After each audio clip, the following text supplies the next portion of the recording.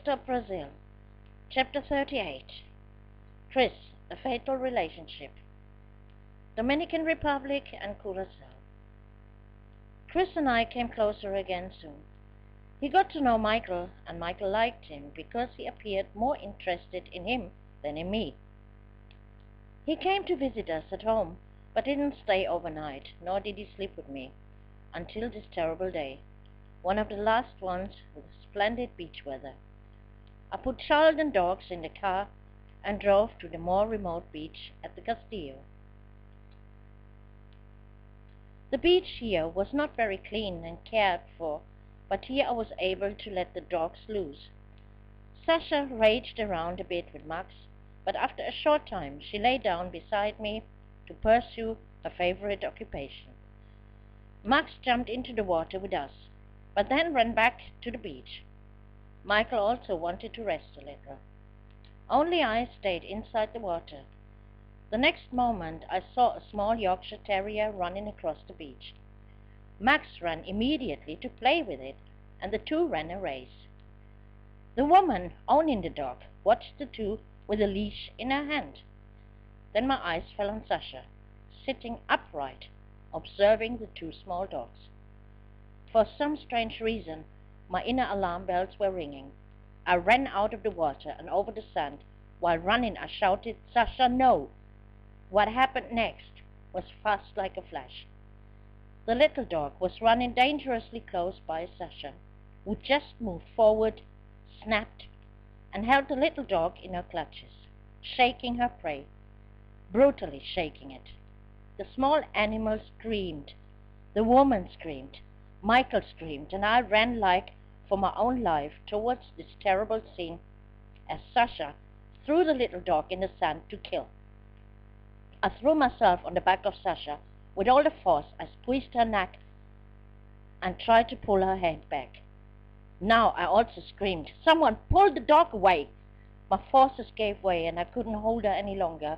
"The collar, Michael, quick!" Someone pulled away the bleeding little dog. The sight of the red blood stained sand let nausea rise up in me when Michael gave me the choke collar.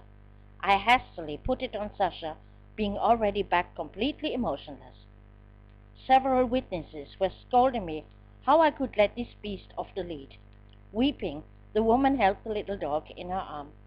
Without a second thought, I put also Max on the leash and gave Michael both leashes with only the statement, "You stay here and sit firmly and hold well both dogs.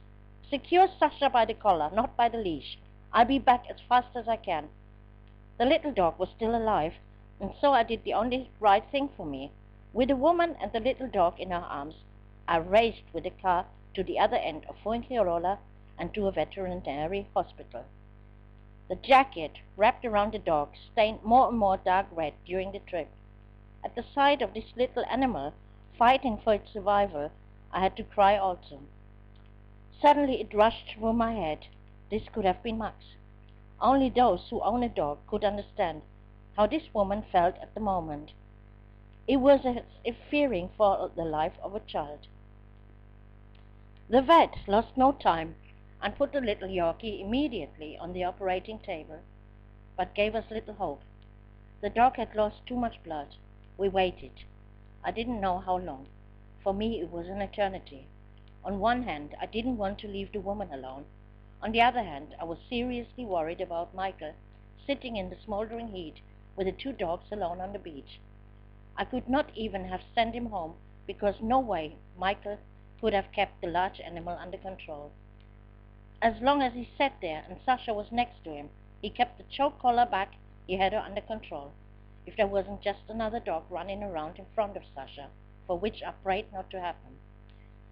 The family of the woman arrived in the hospital. The 18-year-old daughter looked at me with hateful eyes and shouted, "Why didn't you have your dog on the leash?" I indeed felt so guilty, as if I personally had killed the Yorkie. Not a single moment occurred to me that indeed the Yorkie was off the lead too. The woman was therefore half to blame in this. Finally, the vet informed us the little dog had lost its fight for survival. He also gave me a disparaging look. "You must leave those people your name and address." Have you got your ID document with you? In my shock, I gave the vet all he wanted. My ID I always carried inside the car with me and therefore had it with me. I repeatedly apologized to the dog owners.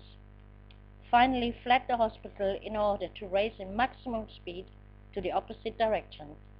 Luckily, the streets were deserted. The season was over and it was Saturday. First, I breathed with relief as I saw Michael still sitting there with the two dogs, but when I came closer, I saw Michael was crying and had a bright red head. Big tears rolled over his face when he saw me. "Where have you been so long? I already thought you would not come back. Bring Sasha back, Mama. I don't want her no longer with us." Max didn't jump up on me, how he normally did. Both were in shock. Additionally, they had been unprotected more than 2 hours in the blazing sun, without drinking anything. We both cried when I took Michael into my arm. Let us go home. Only now I managed to look directly at Sasha. When I took the leash off Michael, I was disgusted by this dog. This animal was actually a beast. No normal dog would kill another dog for no reason. Without commentary, I left Sasha behind in the bar, grabbed mineral water for Michael from the cooler and drove home. Michael was feeling very bad. He showered and went immediately to bed with a headache. After I had showered Max, I sat in the living room and cried. Then called Chris and told him what had happened. Shortly after, he stood at my door, but if I expected comfort, not of Chris. Instead, I had to listen to accusations. "I have told you, these dogs from the kennels are no good. They all are disturbed. If you really think you need a guard dog, I'll bring you a young shepherd dog, but Sasha is leaving. You will bring her back. Or do you want it to be Max next time, or even Michael?" By only the thought of it, I was overcome with horror. Thus, it was set for me that Sasha would go back the next day to the animal shelter. This night, Chris stayed with me and showed me in one of the few occasions that he also could be tenderly. To my surprise, Michael had changed his mind the next day. "Mom, what happens with Sasha when we bring her back?" "I don't know, Michael. Will they kill her?" "Honestly, Michael, I don't know. Let us keep her, Mama. Give her another chance." This was my son. How I loved him.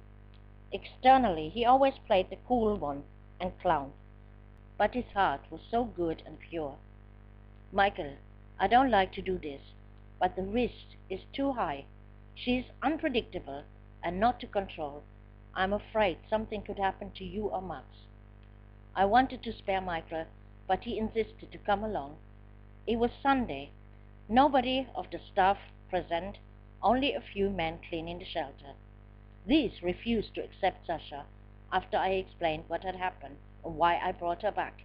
I was told only mañana. Resolutely, I responded, "Nada de mañana. The dog is dangerous and I will not keep it under any circumstances for another day. Either you take it now or I'll leave it in front of the gate." Reluctantly, they took her. Sasha let herself take him back into the kennel just as blankly like on the day when I took her. Michael had long forgiven her and hugged her goodbye. All in me cramped up. This decision was not easy. Also, Sasha was not long with us, and as a watchdog in general, no good at all.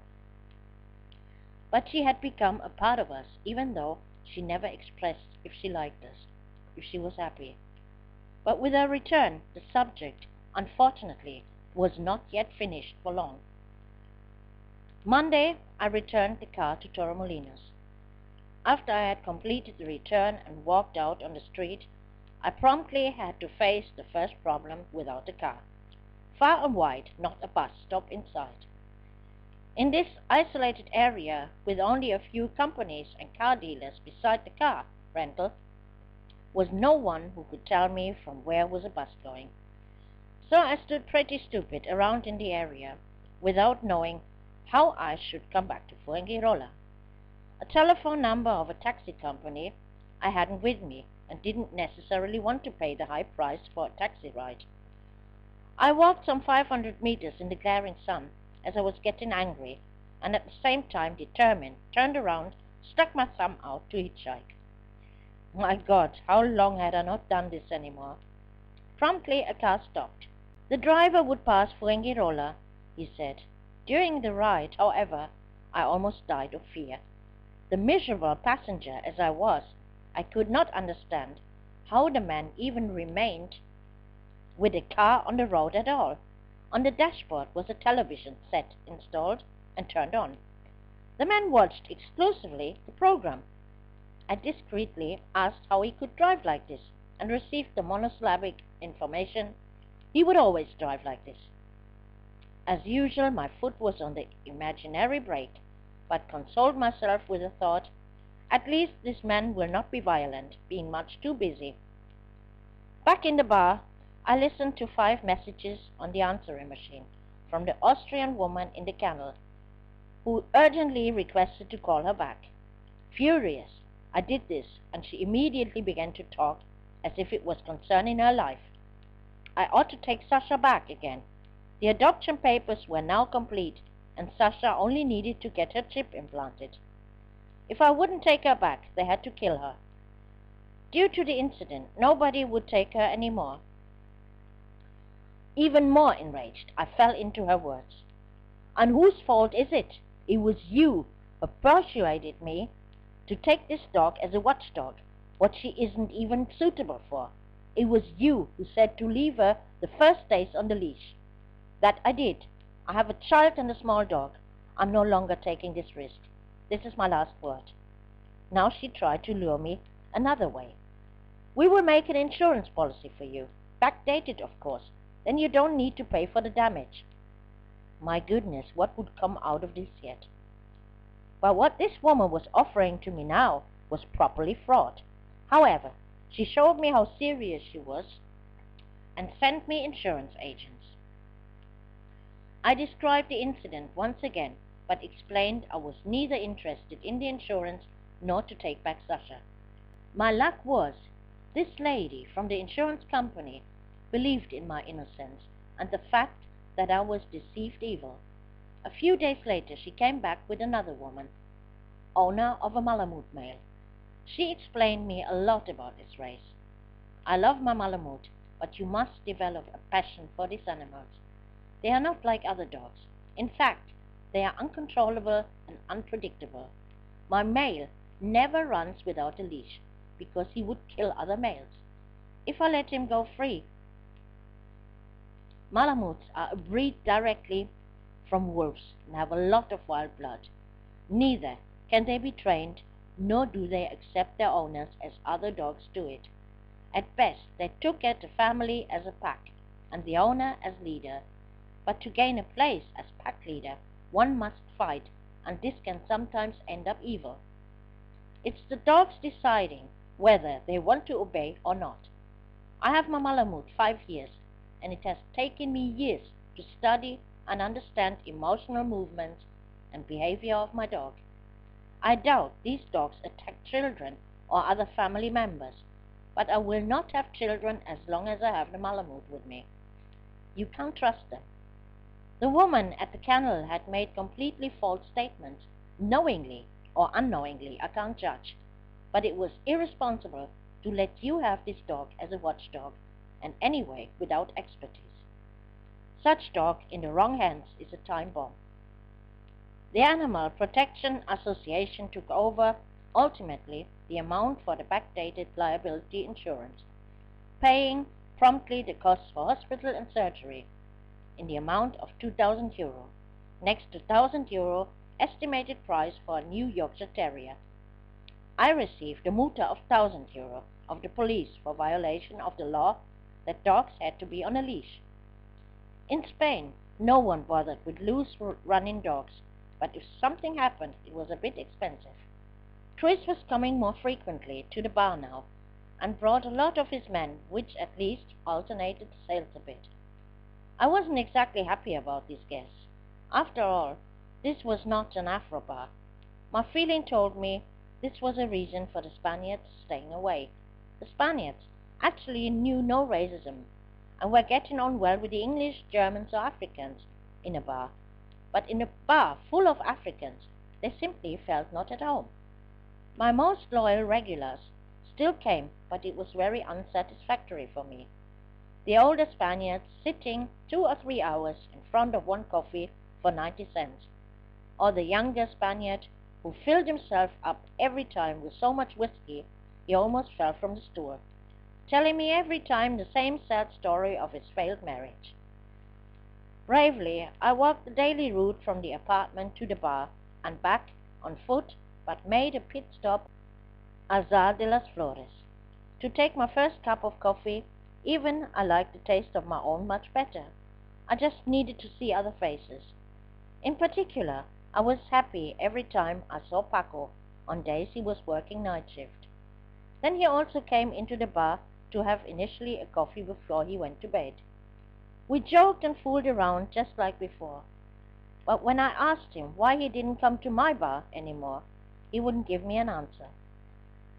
I continued my way to the bar, daily cleaning and waited for guests, sometimes for days in vain.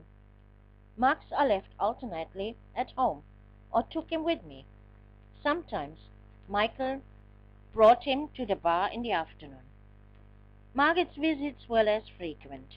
She was busy with other things, planning to buy a house outside Malaga. Fuengirola she no longer liked. Additionally, she had problems with her Spanish mother-in-law, which led her to the decision to move away as far as possible. Which consequences this had for Michael, I was clueless at the time. For him, our world seemed to be okay. He knew I had to work in the bar and shared his time with me or with Mark, played football, went to the beach. To me it seemed as if he really lived a happy childhood. Apparently, there were no serious problems at school, and for me it was a comforting feeling to know it was safe and harmless in Fuengirola, and he was able to move freely without me having fear for him. Here was no dealer outside the schools, or syringes in the playground. What happened were numerous car accidents with children involved and being victims. But I knew Michael and knew he showed necessary precaution on the road. He was not discriminated in school or anywhere else, and since we were already in November, I thought pleased. In Germany, he would be home now, sick with asthma attacks.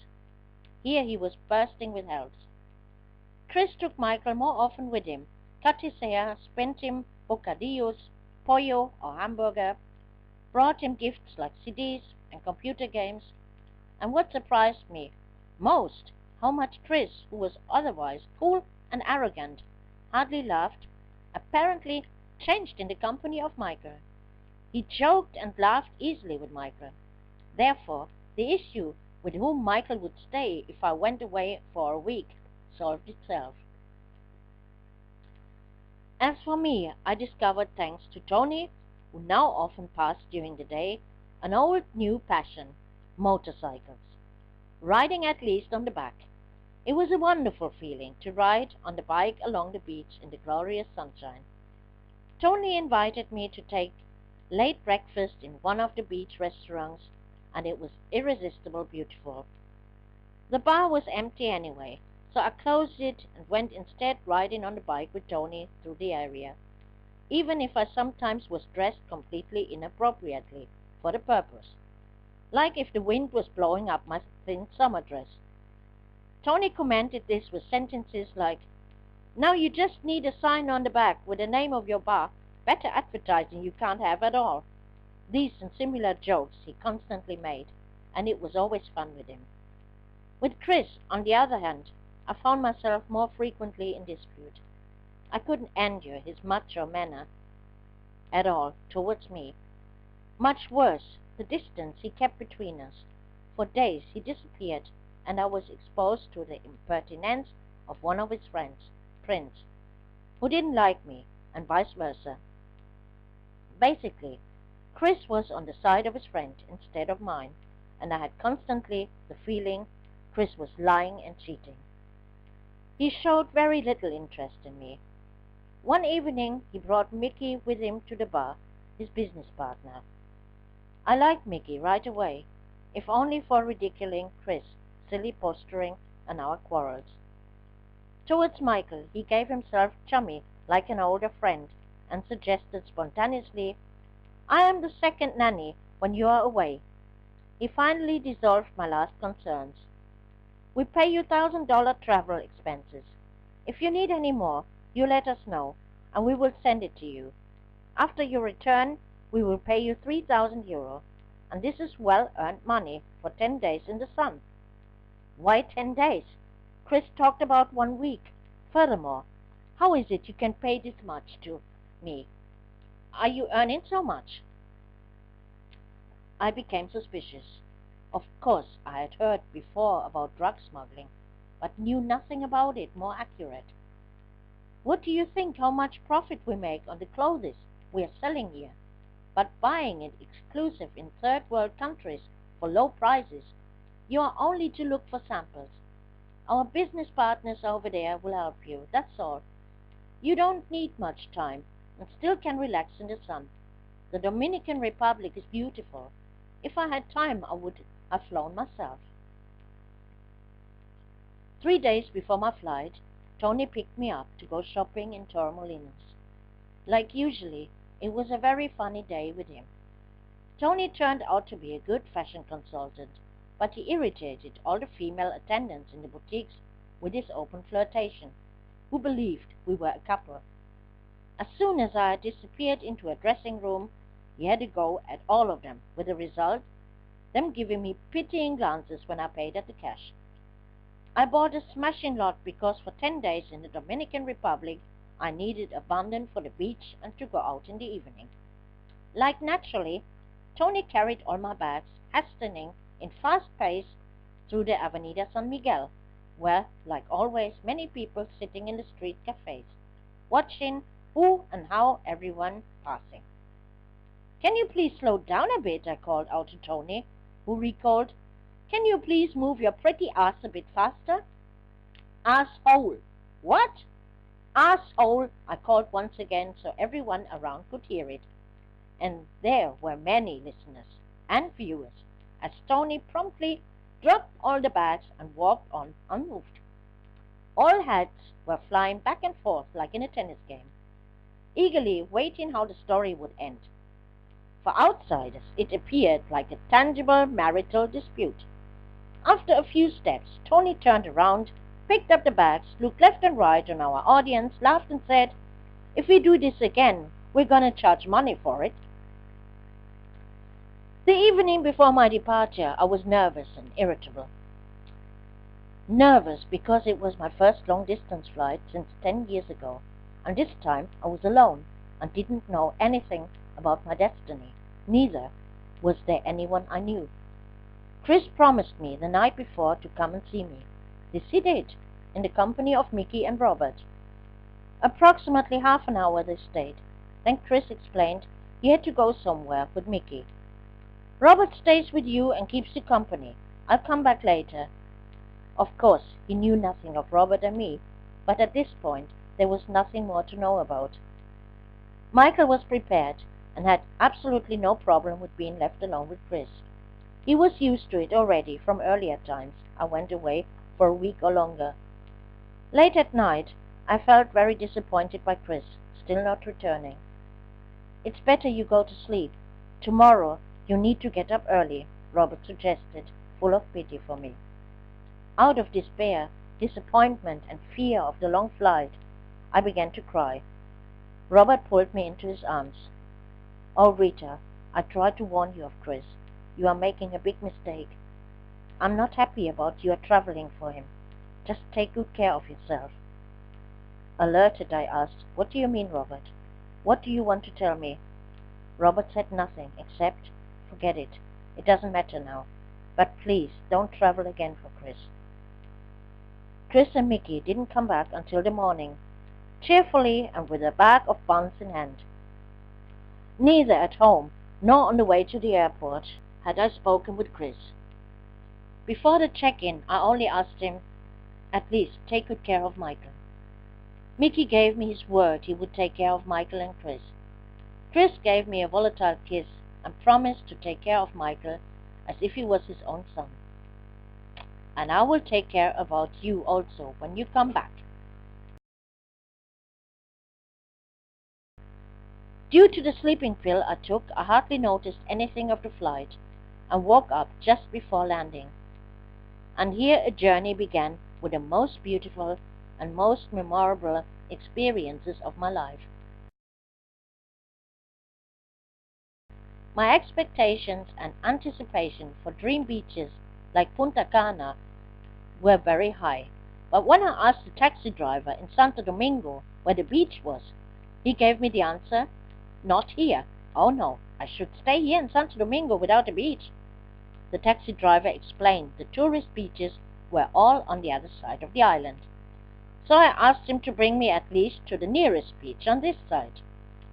Late in the evening, we finally reached the village of Boca Chica, where he dropped me at a middle-class hotel with a comfortable room.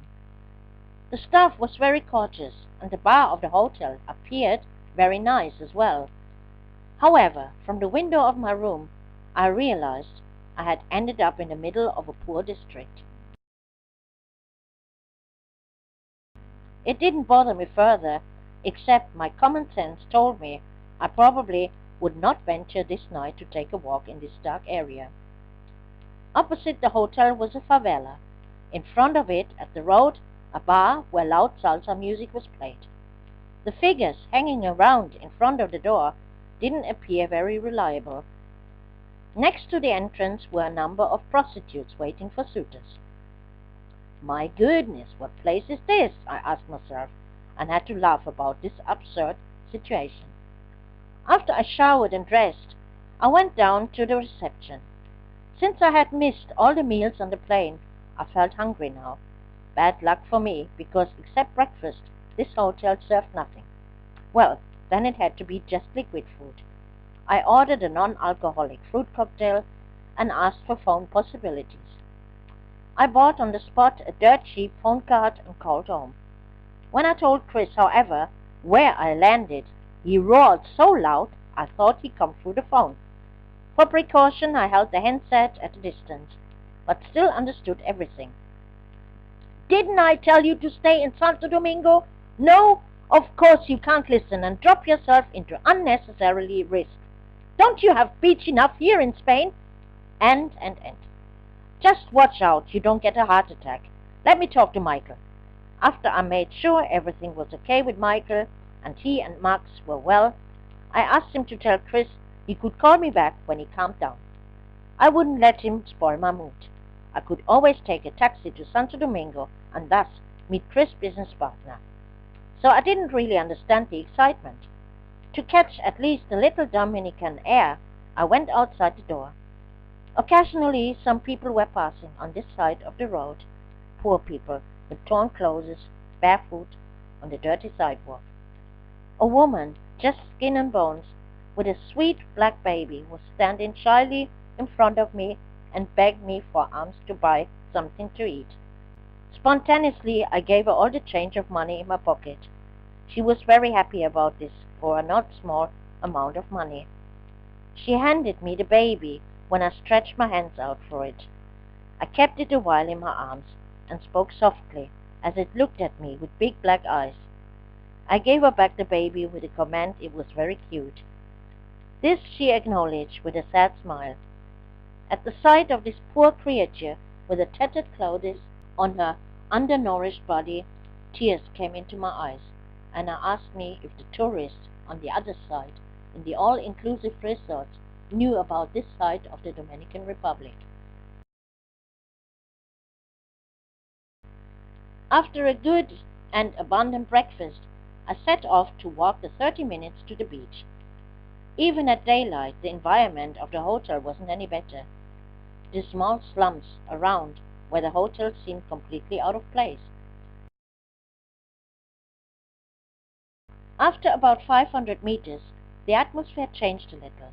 I passed a large open grill restaurant with many guests, sitting under the blue sky on the lovely sofas made of rattan.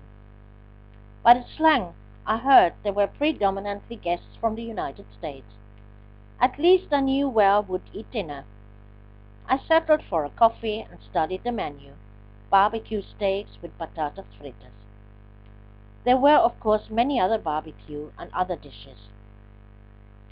Two Americans sat down at my table and began a casual, friendly conversation. Of them, I learned this was only a destination for people wanting to spend their vacation far off the beaten track from holiday centers. The beach, however, was just as beautiful as on the other side, but less crowded.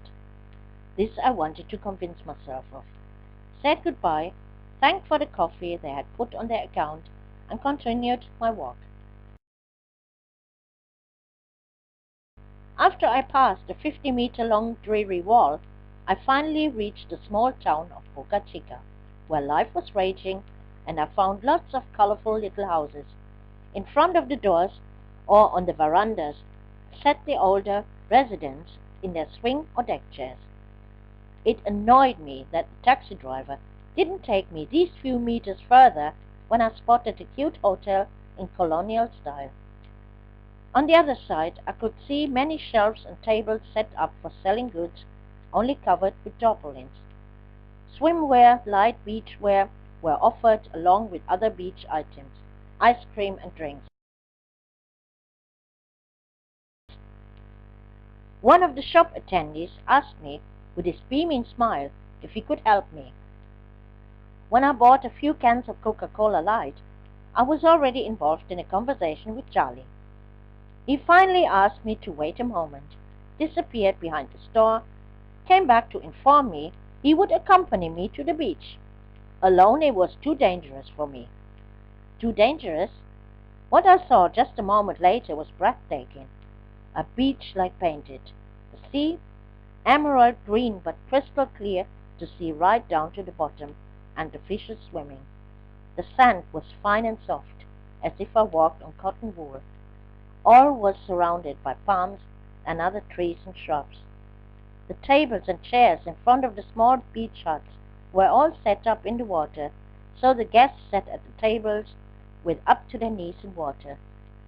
The sea, with a pleasant temperature, invited for swimming. I loved the Mediterranean Sea and its beaches, but this was simply incomparable. Without a second thought, I took off my suntop and wrapped skirt and handed it together with a beach bag to Charlie to venture a skip into the water. Here one could swim in peace without being disturbed by waves. It was a wonderful feeling as the water caressed my body and the fish swam in circles around me. Happy and satisfied, I was lying down on the outspread beach towel. Charlie sat next to me and wasted no time. "Do you need a boyfriend?" Laughing, I told him I needed no boyfriend. "How about friends?" I comforted him as he looked very bent. And through this friendship, I learned much about life, the people, the poverty of these people, and many things normal tourists would never know and never see. Charlie was very affectionate and asked me more often whether I didn't need to have sex. No, I didn't need, and certainly not with Charlie. Of course, this was not really all about sex with me. He only did what on this island pretty much everyone did with all the tourists. He prostituted himself to survive. All they could get from a tourist or female tourist were the better. A good meal, a good tip, or a paid purchase. This the natives exploited. Therefore, they sold to many of the lonely female holidaymakers the illusion to have a boyfriend. I remembered Sabine when she was completely in love with one of these men and had brought home a very special gift of him, syphilis. What a drama! For weeks she had to invent excuses to get away from having sex with Paulo. The women often came back to visit their boyfriends. If they left again, well, others came. "Do you have family?" I asked with interest. Yes, Charlie was married, and his wife had a baby recently. She worked professionally as a prostitute. Jealousy, both didn't know because they had to survive. I understood. Charlie actually was doing the job in the shop only to tow tourists, because the earnings were not enough to live on.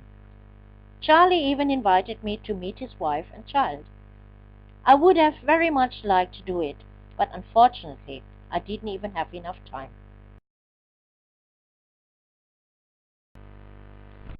After a second time in the sea, swimming my round, Charlie took a few photos of me and took me for a walk in the beach and jungle area.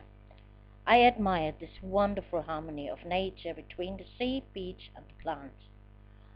On a beach bar kept in the shade of some trees, we let ourselves down. A group of young locals joined us at the table. Charlie immediately took my bag to guard it. Apparently, he knew those guys. The men seemed to be quite okay, but the woman in the group irritated me with her clear and insistent offers. After we had our drinks, which of course I paid, like everything else, Charlie obtruded to leave. Since I didn't feel especially well in this company, I was very grateful for it. We left the beach area when Charlie asked me if I was hungry. This I was, truly, so he took me to a meadow with lots of tables and benches. On one side was an open kitchen with a barbecue. He introduced me to the elderly owner of the restaurant, who greeted me very warmly. She was his boss, explained Charlie to me. She didn't own only the restaurant, but also some shops on the beach. He exchanged a few words with her after he had chosen a table for us. When he sat down with me at the table, he explained he already ordered food. It will be like you've never tasted it before. Yes, that with certainty, because I don't like fish, I remarked, disappointed. Unimpressed, he said, this one you will like, I promise you. And he was right. The fish was so big to feed 4 people, more than plenty. The owner served it initially wrapped in aluminium foil, and when she opened it, escaped a wonderful aroma of grilled fish and spices, mixed with vegetables, onions and tomatoes. It simply made my mouth watery. In addition, roughly chopped fresh golden fries and salad. Until then, I avoided fish like the plague, but after this meal, I started eating in Spain more fish than meat, but never again found it as tasty as this one. During dinner, I learned a little more from Charlie. He was not from here, but came from the neighboring island, Tahiti. He raved to me how nice it was there, but unfortunately even poorer than here. Was it possible, even poorer than here? Why don't we two make a trip over there? Haiti is only 1 hour away from here by plane. I would like to show you my home. Although I was always open for everything new, but to Haiti with Charlie. In addition, there was Chris, who would probably wring my neck.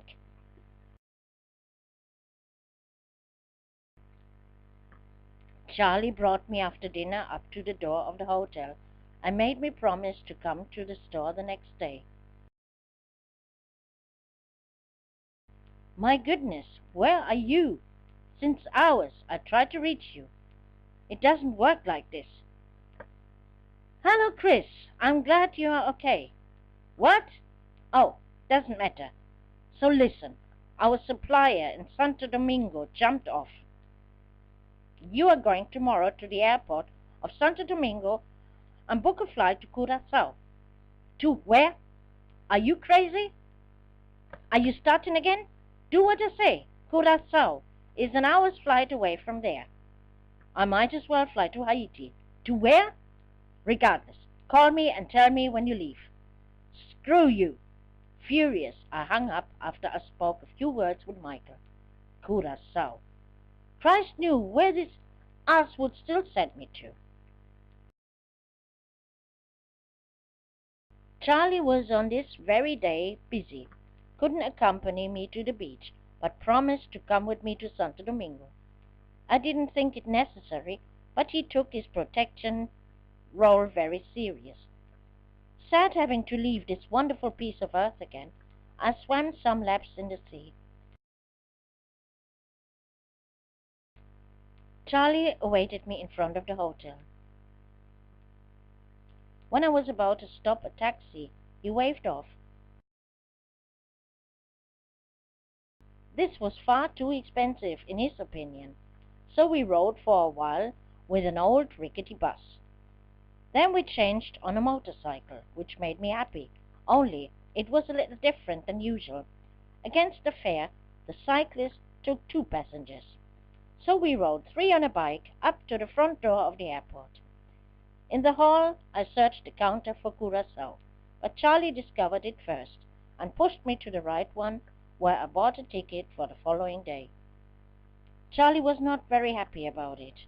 We returned the same way as we came, and I was allowed once more a close view over the magnificent landscape of the Dominican Republic.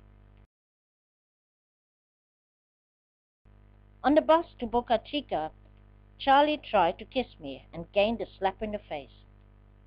He looked at me shocked. "Why don't you stick to the rules? Friends, nothing more. Don't do it again." Charlie apologized, and we remained friends. He had indeed no other choice. He still needed me, especially for the shopping we did after our return, or rather I did. Baby food, diapers, baby cream, etc. For me it was all dirt cheap, but for Charlie all this cost a fortune. To me it didn't matter. I just wanted to help. Then I decided to retire early, even though Charlie was persuading me to come to a disco with him. I would have liked to know a Dominican disco, but my flight took off at 11 o'clock a.m., and since I didn't know what I had to expect this time, I wanted to be rested. Charlie took me to the hotel again. I refreshed myself and walked back down to the barbecue restaurant. I needed a little time for myself. After a good dinner, I called home. First I spoke with Michael. Then I shared briefly with Chris when I would fly, and he passed the phone on to Mickey. He gave me the address of a hotel where he already reserved a room for me. "Write down the name of the hotel. At the immigration you need to prove a stay, otherwise they will not going to let you enter the country." I wasn't even finished with my breakfast when Charlie already visited me at the hotel. "I'll take you to the airport. Will you take the bus?" No, I would not take a bus. With 3 on a bike was quite funny once, but not with my suitcase and travel bag. Charlie bugged me. I needed to return. To calm him, I promised it, but not in which year. Finally, I left him $20, and before I knew it, I was sitting in a very small plane to the ABC Caribbean islands. Again, I faced some ugly turmoil. Frantically, I was holding on to my seat. On the other side of the seat rows, I noticed a handsome, dark-skinned man with graying hair who smiled at me encouragingly. He was damn good-looking, so I almost forgot the turbulence. And this man saved me from not being sent back by return mail. The note with the hotel address was namely in my suitcase. The strict woman at the immigration desk decided already, "Without an address, unfortunately, I can't allow you into the country." This man was suddenly behind me and explained to her, "The lady checks in the same hotel as me," and put the card of the hotel on the desk. Unfortunately, I didn't see him again after we took our luggage from the belt. I thanked him, and he wished me a nice day with an irresistible smile. He would have been worth a sin.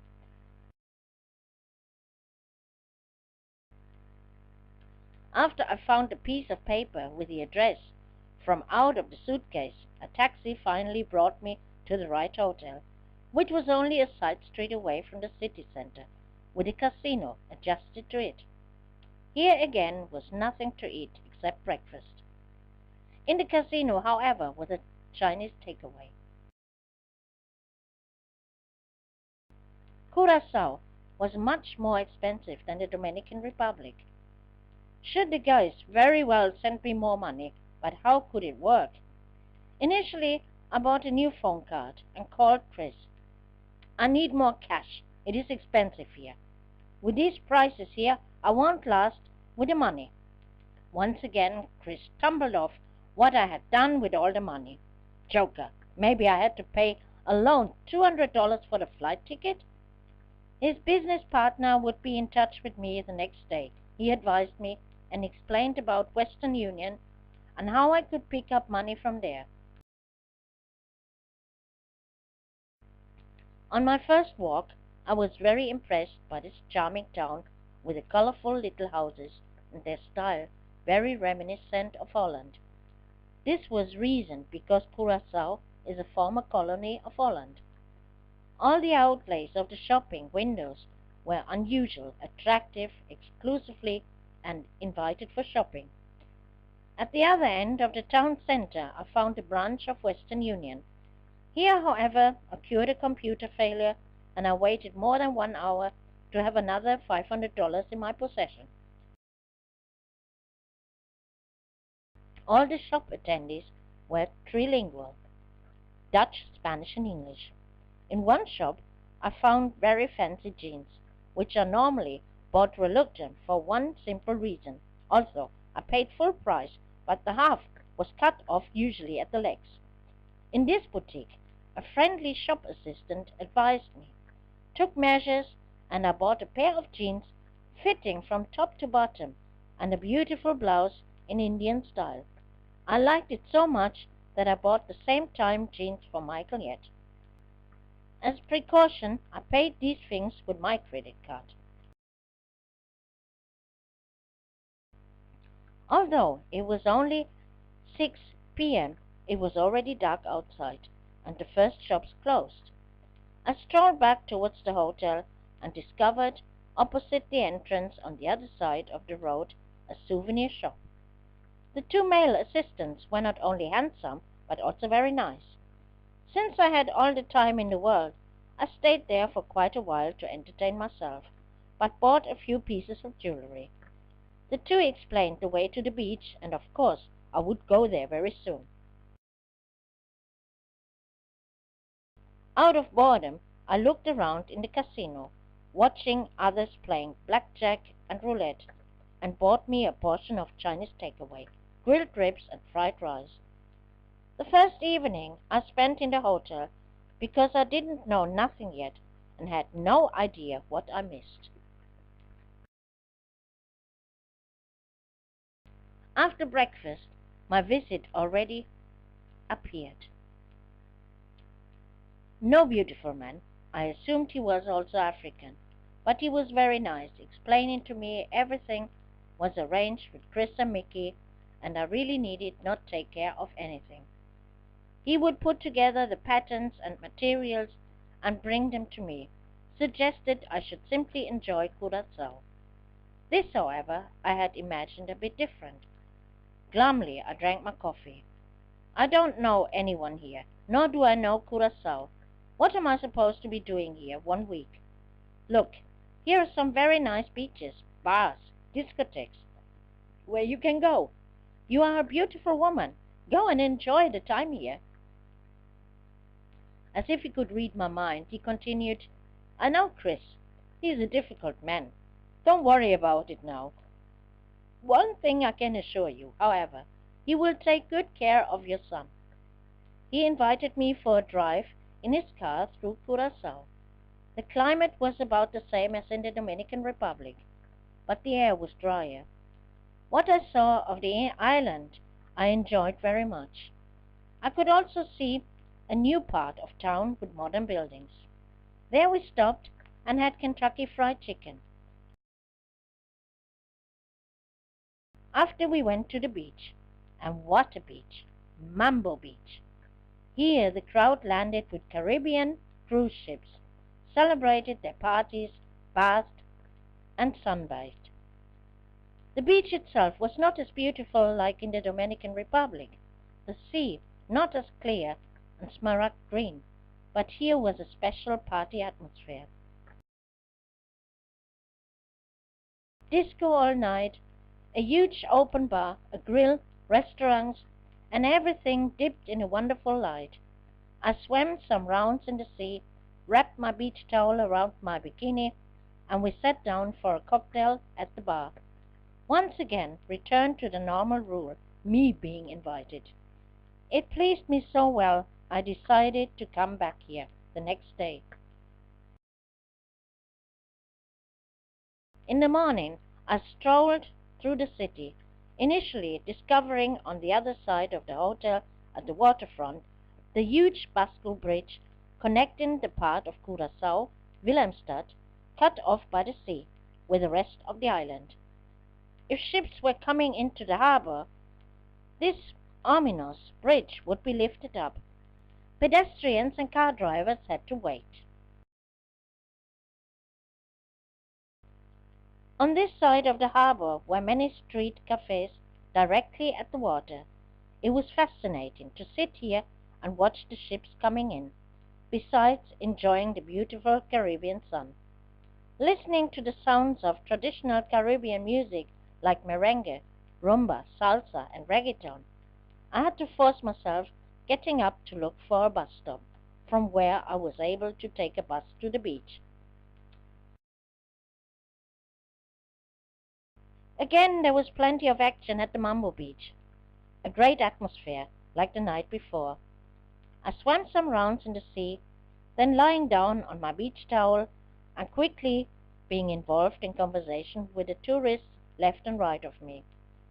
These people were certainly a different class than the riff-raff tourists in Spain. It was very nice to have a chat with them. I planned to get back to the hotel before it became dark, so I set off in the afternoon.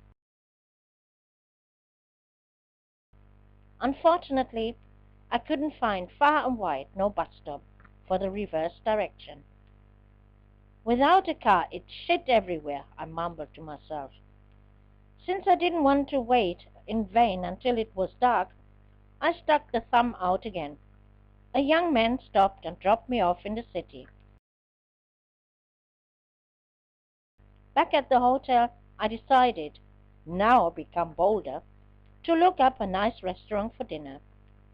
Only one street away from the hotel, I discovered a huge pontoon on the water where one restaurant was filed after the other. Everywhere, palms, agaves, and other plants were set up and lit with romantic lights. The beam webs of wood over the water gave the restaurants even more of a maritime atmosphere. It was a unique and impressive atmosphere in this place, and every restaurant nicer than the other. I opted for the terrace of a pizzeria, where the waves splashed up on the boards. Here I was served a very tasty pizza and wine. All around were loving couples, seated at tables. Precisely for those it was a wonderful and romantic atmosphere. Almost sad, I realized once again to be spending basically the most beautiful moments alone. I left and actually planned to return to the hotel as I crossed the great square leading to the pontoon. Here I discovered a disco. Outside, I already heard the music exactly to my liking. I entered and could observe a mixed and interesting audience. What caught my attention, however, was the DJ, who was in this case a computer. This was still a novelty at the time, everything being controlled and mixed electronically.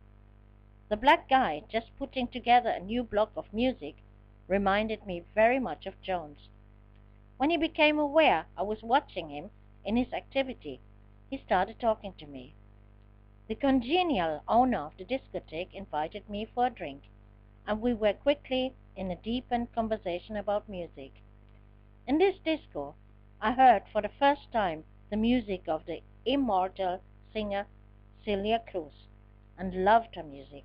Later expanded my collection with CDs of her music. Completely removed, I was dancing to this rhythm as a black guy appeared in front of me. First he was only dancing, but then he became very intrusive. The owner took notice of it and was like a flash on the dance floor, grabbed the guy roughly by the collar and threw him out. Later he introduced me to many nice guests and friends, and it became a very interesting and entertaining night.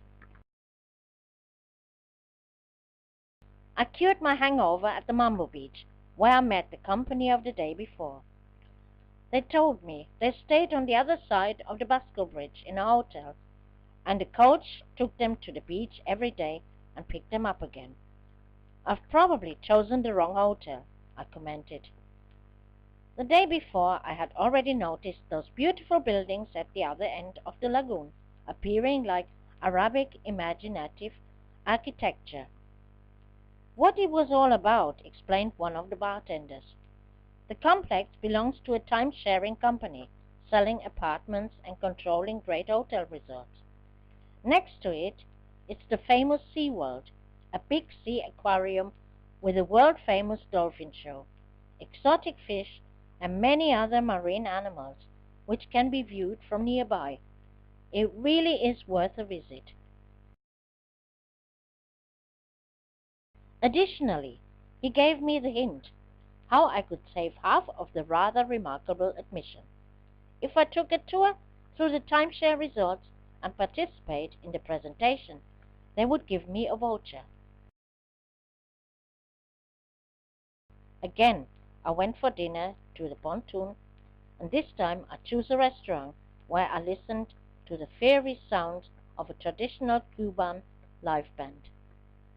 While having my dinner, what a wonderful option to end this marvelous day. Already very early I set off to Mambo Beach. From there walked the approximately 2 kilometers to the timeshare resort. Once arrived, I was greeted so enthusiastically, as if they had just been waiting for me the last 100 years. The man conducting the site tours called me into a kind of golf cart, and so I rode through a world of absolute luxury, passing beautiful beaches where the luxury apartments were built in front. The buildings, in the Arabic style, housed Roman baths, spas, saunas, and exclusive bars. The apartments were equipped with an indescribable comfort, kitchens and electronic devices, all controlled remotely by the latest technology. After the visiting tour, 3 employees were working at the same time on potential customers. Besides, I couldn't have anything to say concerning this price category. I thought nothing of the time-sharing principle, by which one bought the right to be in the same apartment for vacation during the next 10 or 15 years. In principle, one didn't achieve nothing for the price, only the right, and to justify these enormous oversized prices, one really had to come in the following years, always to the same place for vacation.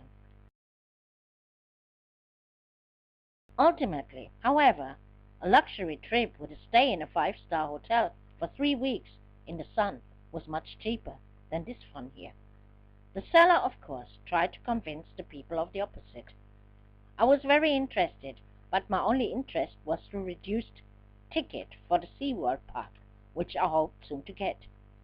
When I finally achieved it, I actually could see exotic animals close by I had never seen before, and never dared to think I would get to see them one day.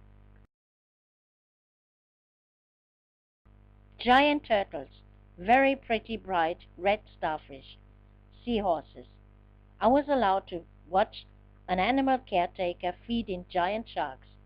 I saw numerous exotic fish in all kinds of colors, marine plants, and much more. I took countless photos of everything, but the absolute highlight was the show with the dolphins.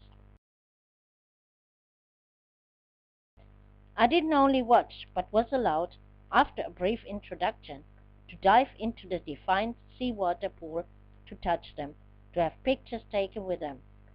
I held the dolphin in my arm as one of the photos was shot. Another photo was taken as the trained dolphin gave me a nudge or kiss on the cheek. I was allowed to swim a little round with them, and this was one of the most beautiful, impressive, and memorable moments of my life. How much I would have loved to have Michael with me, to share this experience with him. At least I possessed the photos in a nice A5 format. The course was not cheap, but they were worth the price. This wonderful day I rounded with a fish menu for dinner and a visit to the disco.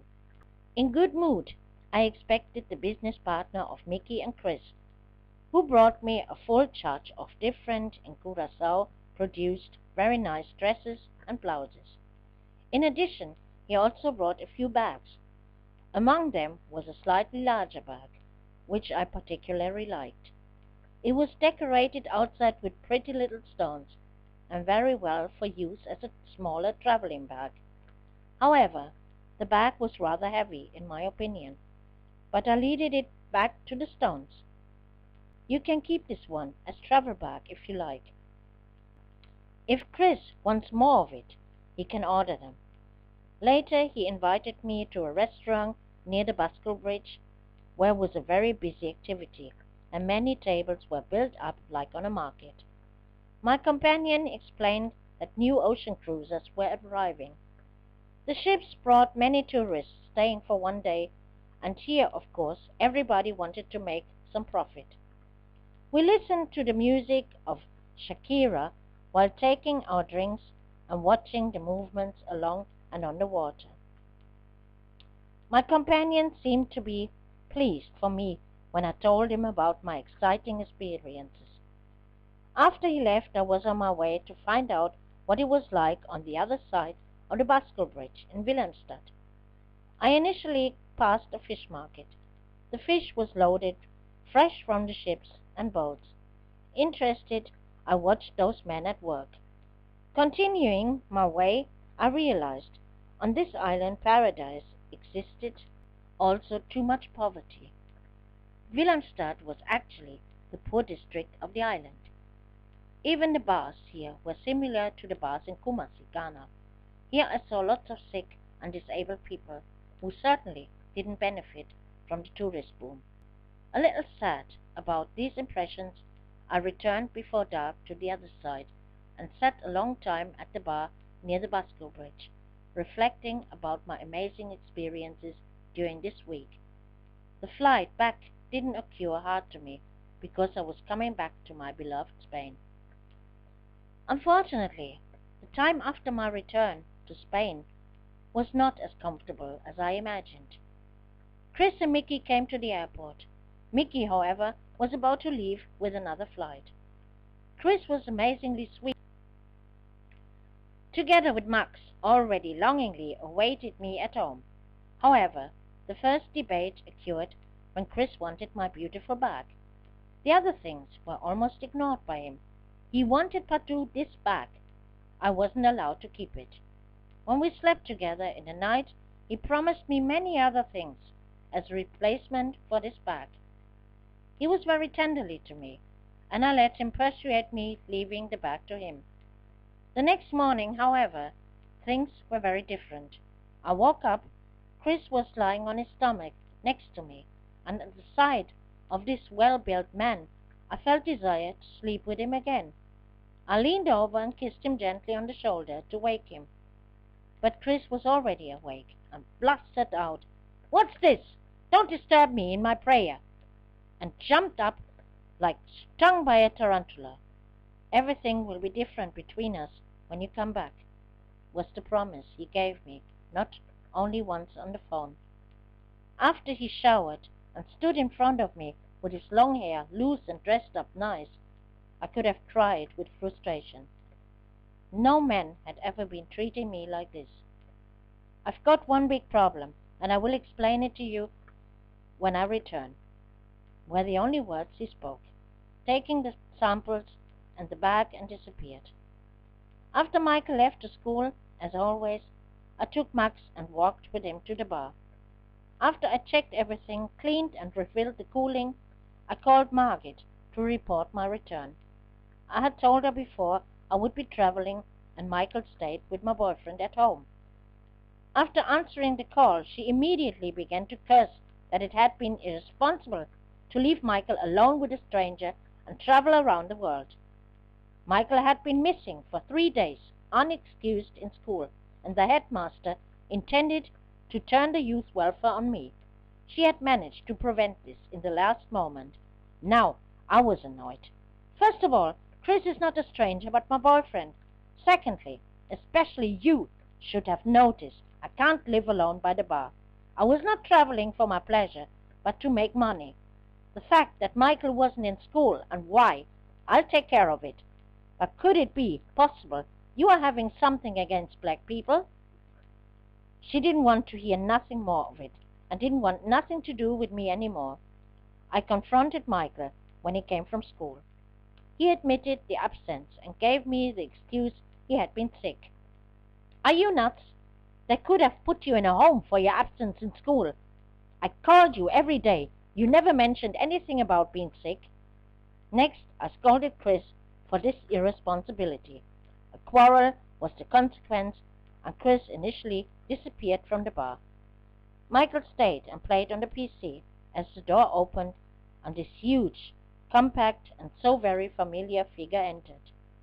Jones, I exclaimed, astonished. I already had believed I would never see him again.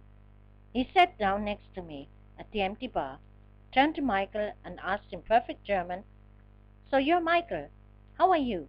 Do you like it here in Spain?" For both of us, I served coffee and gave Michael a Coca-Cola on John's bill. "Well, you look great," he noted. Of course, the Caribbean suntan had made its effect. "Business is going bad, right?" he asked, and I admitted I had big problems, but was very glad to see him. Jones looked around and praised me for the nice atmosphere I conjured up in this place. Remarked, however, the Spaniards are not interested how a bar was set up. "You have to win other guests, Rita. This is not going to be all too easy in this corner, but you'll manage it." It was already dark when we still sat side by side at the bar and talked. Jones was all this time the only customer, when Michael suddenly asked, "Why is Chris standing out there in the dark in front of the door?" Chris, who now realized he had been seen, came in, flashed us all poisonous glances. Jones recognized the situation, paid €50, even though I protested, but he explained he wanted me to record a music CD, and for this was the rest of the money. With this he hurriedly said goodbye and left. Sure, here came the next row with Chris. I attributed this to the jealousy and rejoiced inwardly.